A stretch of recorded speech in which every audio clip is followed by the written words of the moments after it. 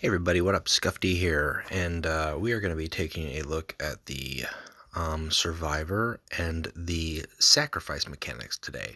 This is a recruit level video, so for those of you who are new to the game, possibly joining it via the Steam release, or have heard about it enough and started a bit out for your play and you want to get started, you're kind of curious what to do, that's what this video is about. Now the Sacrifice... upside down. There we go. The sacrifice and the survivor mechanics might not necessarily be something that are covered in the general game tutorial, which is why we're going over those here. Now, these are both, when I say both, the survivor mechanic is not an exclusive to a faction type mechanic. I've already went ahead and pre-made a deck here that packs as much survivor and sacrifice as possible. You see several warlords out there who have survivor built in. And then there's a bunch of troops that have survivor within the salamanders specifically. There's also a couple cards in, I believe, the Mechanicum who have ways to give survivor to their troops. So what survivor is basically, see if I can take a look here at the health.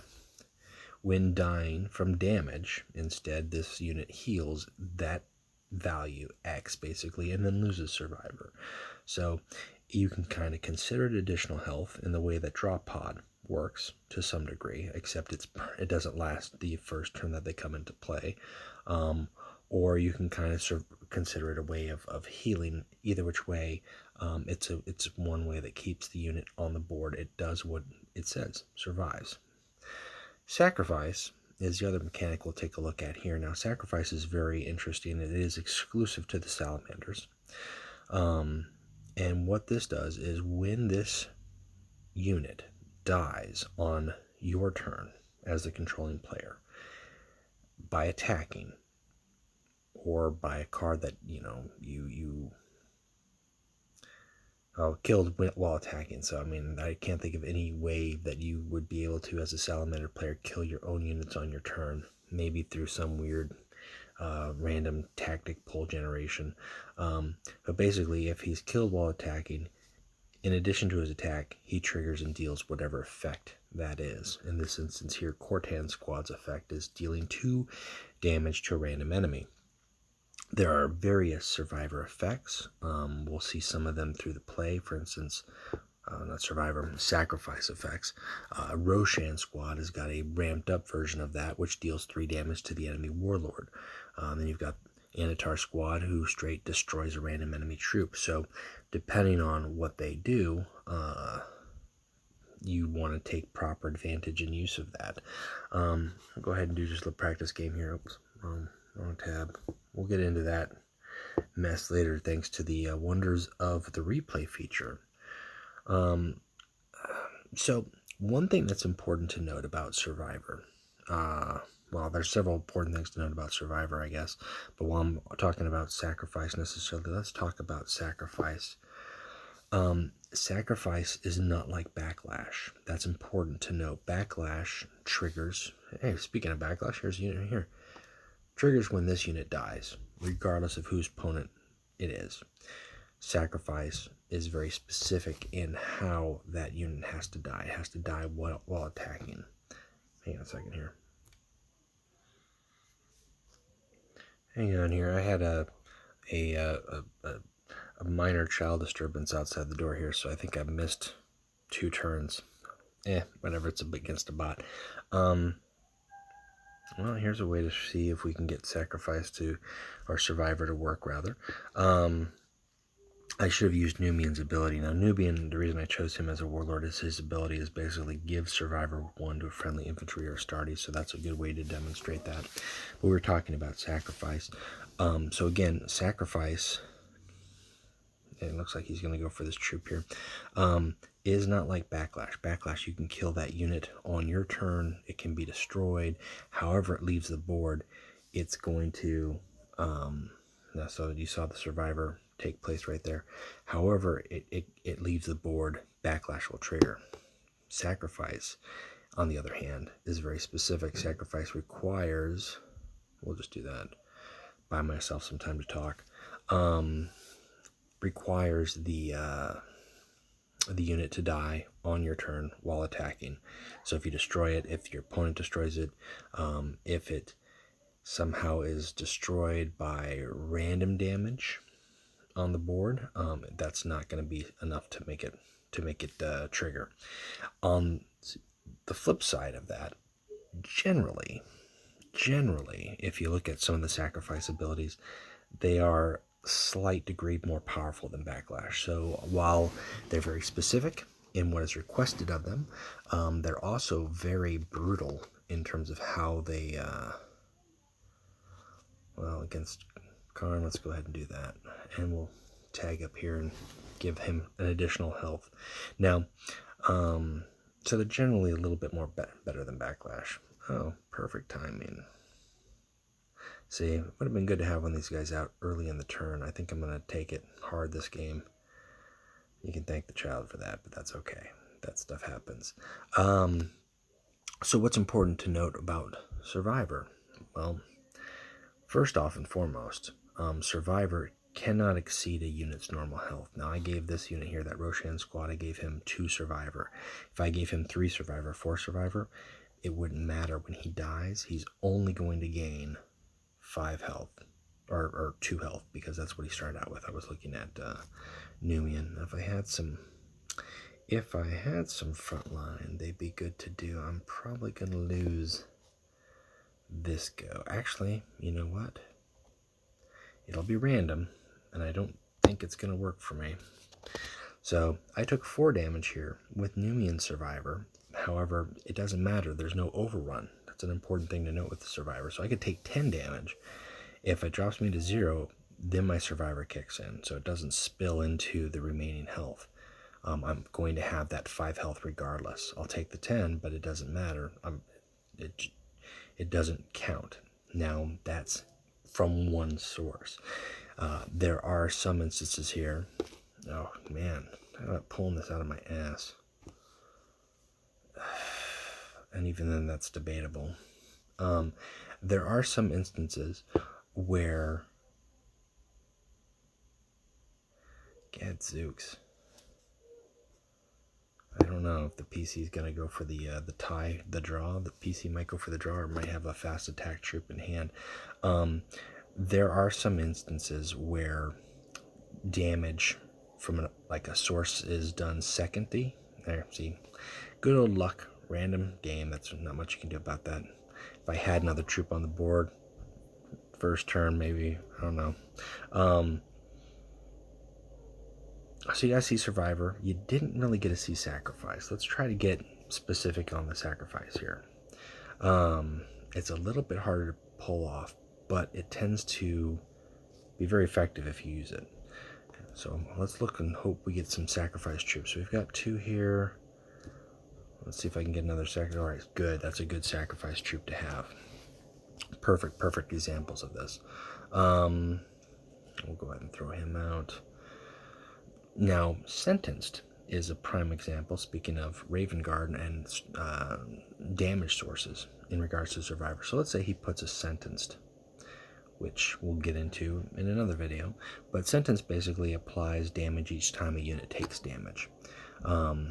So in this instance here, let's say this troop that I just put the Survivor on is Sentenced 2, and it takes 1 damage. It takes 1 damage, then the Survivor kicks in, gains 2 health, and then the Sentence kicks in, and then it takes 2 damage. So in that degree, Sentenced bypasses or overrides or gets around Survivor. On the other hand, now here's a Sacrifice. We're going to see Sacrifice ability pull off a Roshan. I gave him Survivor, so he stays on the field. He's going to attack, and then he's going to do his ability. That was his little Survivor ability. Let's go ahead and have him stick out there, and we'll do that. Now, cards that destroy a troop, just straight destroy a troop, those get past Survivor. You can't survive destruction. You can only survive damage. You can't survive stun. Doesn't do anything to stop your surviving. It just simply means you can't do anything, although stun does stop you from properly using your sacrifice abilities. So here's what I'm going to go ahead and do here. We'll give him the old survivor. Even though I like dealing massive damage to the troops, destroying troops is also just as good, especially against Raven Guard, because they can have some stealth stuff out here. Granted, this is not high level, this is just an easy bot, but you know, an easy bot Karn can get lucky sometimes and take you out with a mortar strike too. So that's his survivor effect. Bring in another, sacrifice effect. Let's bring in another sacrifice. Now, he had 4 health. I gave him Survivor 1, so he's only going to come back with 1 health. Although if I had given him, over the course of time, Survivor 2, Survivor 3, he would come back with 2 or 3 health. It is possible, through the course of several tactics within the Salamanders, to give a unit multiple sacrifice abilities, which is worth noting. So let's go ahead and do this, and we'll go ahead and stun him, just because there are several tactics like your units gain sacrifice, draw a card, sacrifice, return to hand. So it's possible for multiple sacrifice abilities to trigger, and they all trigger. It's not one or the other. If he dies on my turn by attacking, all his sacrifice abilities take place. So let's go ahead and cook some stuff, and then let's go ahead and make him survive. This is what Numian does.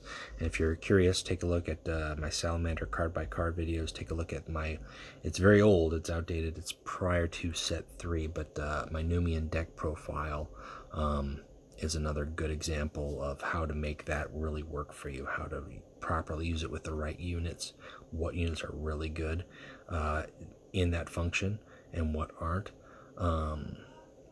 And we'll go ahead and wrap this game up here, and then we'll talk about how do you deal with it and what things to look out for. Now, it's interesting to note here, Survivor 1 to a friendly troop, this is one perfect here. This is a tactic that you can play outside of Numian's ability. So I could go and I can give him Survivor 1, and then I can play this and actually give him Survivor 2.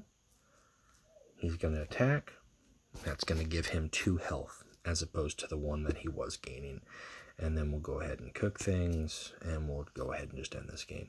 Now, the one thing that is important to note with regards to sacrifice, talking about the Salamander sacrifice tactics, there is one that you kind of want to avoid if you are building a deck revolving around sacrifice, and that is, where is it here?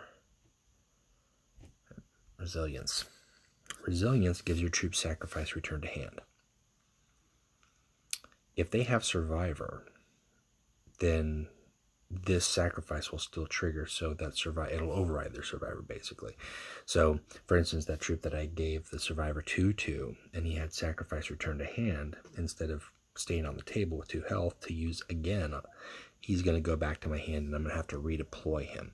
So, resilience is not really the best option if you're focusing your deck on Survivor cards. However, if you're focusing your deck on sacrifice mechanics, and you don't have Numian to give them built-in or additional Survivor, it's not a bad tactic, but those don't always go hand to hand. Sometimes they work separately. Sometimes you've got a card who's just to stay on the table. Sometimes you've got a card who's a little bit more amped up to draw heat, doesn't have the Survivor, but he does something, and then you have those cards who do a little bit of both. Now, how do we get around sacrifice? How do we get around Survivor? Well, first off, sacrifice is very easy to deal with because your opponent can only trigger it on their turn. So there's some really smart ways to do it. Number 1, kill that unit on your opponent's turn. It's a little bit hard to do if they have Survivor, so we'll get to how to deal with Survivor next. Kill them while they're on their turn. Stun them while it's on their turn, and they won't be able to attack and sacrifice. And then also, what's very important to keep track of is if it's a sacrifice card, how much health does it have remaining? For instance, Anatar Squad has got 4 health. If I don't have, let's say it's a full attack card, If I don't have any troops that have 2 health, or that have 4 attack rather, that he's going to be able to kill himself upon, sacrifice himself on, he's not going to gain advantage of using that sacrifice right away. He's either going to have to attack with him and take some damage and then use him on the next turn, or I'm going to have to deploy a heavier, more beefy attack troop that he's going to be able to sacrifice himself upon. Now it's possible for the salamanders to play a card like Scorched Earth that deals 2 damage to all units, which includes their own, to kind of lower that threshold for themselves. But that is a self-damaging strategy, and that's also contingent upon them having the tactic and playing the tactic, and they only have 2 of those. So your best strategy is really to look at, okay, he's got a 4 health. Nothing's going to be able to kill him. I've got a turn. I'll let him attack me, and then I'll drop some stuff. Or I've got this direct damage. I'll let him attack me, I'll deal the direct damage, and he won't ever get that sacrifice off. Or just get rid of it if the sacrifice ability is annoying enough. And I guarantee you, Roshan Squad, those guys get really annoying. Anatar Squad, between the 2 of those, can lock down a board very quickly. That's really kind of the best way to deal with it in terms of the scope of a game. Or you've got your options such as jamming, and I go to Sabotage, but there are other cards that jam. Granted, Sabotage is probably the easiest, cheapest, most affordable, and is available to all troops, but you can jam a card, and that's, again, going to totally negate their sacrifice. It's also going to negate Survivor. So those troops who've got Survivor 5, and there are a few of them who've got some beefy Survivor, okay, Sabotage, now you lose everything, and you're just a whatever stat that you are in terms of your troops. Again, also, with regards to Survivor, how do you deal with Survivor? Well, if you have a way to deal multiple sources of damage, you can kill the troop. It takes a little bit more dedication. If you have multiple damage cards, if you have Sentenced, and you're able to kind of escalate that damage, basically escalate the original source, or provide multiple sources of damage that would allow for the Survivor to kick in and then the sources of damage to continue. You can do it that way.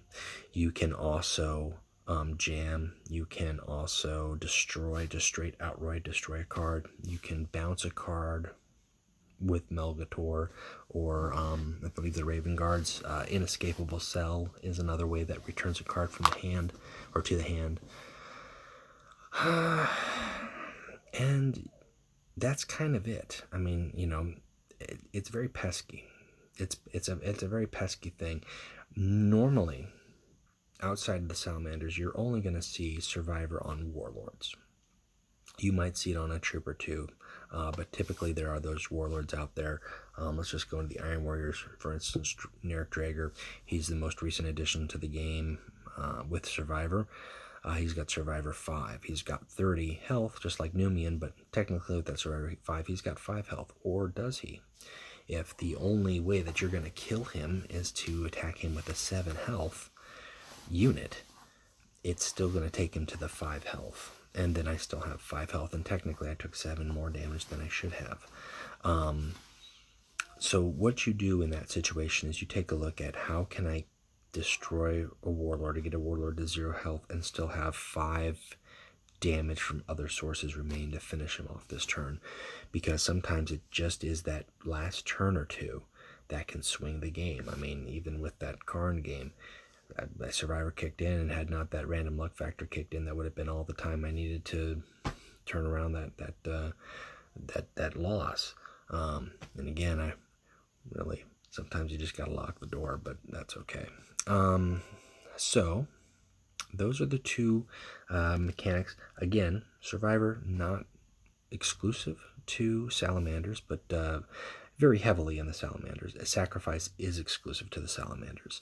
From what I understand, and this is a recruit video, but from what I understand, especially early on, if you start to run into Salamanders early on in the game as a new player, they're very sticky. They're very sticky to deal with, especially if you haven't got a wide variety of cards at your disposal. That just depends on different levels of the open tier, or the the general gameplay. So if you find yourself running into cards with Survivor, lots of salamanders and sticky troops that it's just hard to get rid of, consider including in your deck those massive destructive cards, those outflanks, those sedition gates cards.